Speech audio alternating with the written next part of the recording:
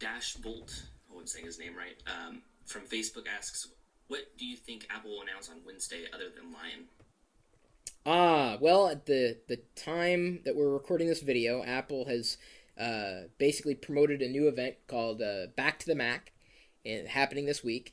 And in this particular teaser that has been posted to the web, we have seen the Apple logo and kind of slightly shifted, pivoted, and in the background you see a lion, a picture of a lion. And, you know, as many people know, there have been revisions of Mac OS X named after cats.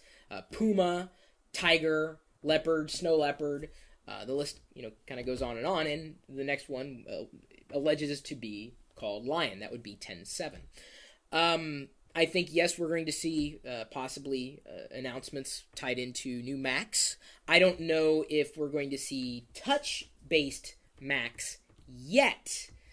But it's curious. It has been posited that instead of the dashboard widgets that we have on Mac OS X, imagine being able to run an iPhone app as a dashboard widget, which you can do anyway right now with the emulator that is given to those who develop iPhone or iOS apps. Imagine being able to run iOS apps right there on the desktop. I think that's coming at some point. It's inevitable. I don't know if it's going to come this quickly. They may announce a touchscreen iMac. Now, that doesn't mean that you can interact with OS X by way of touch, because OS X is not optimized for touch, much like Windows is not optimized for touch, versus iOS, which was. There have been actual patent reports coming from Apple suggesting an iMac, which I have right here. You can't see it directly. It's sitting in an angle. That when positioned in a vertical fashion, the screen, everything can be controlled by a mouse or a trackpad or whatever. But then when tilted back, then you could interact with it by way of touch. So I don't know if it's going to be that kind of scenario. That was the patent that was posted. I think you're going to hear, yes, certainly what's going to be coming in 10.7, app revisions. I think we'll be hearing about the next version of iLife.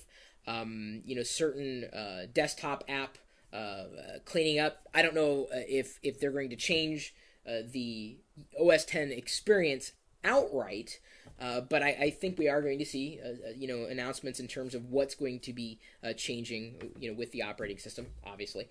But as far as Macs, maybe a new MacBook Air has been updated in a while. Maybe a touch screen Mac.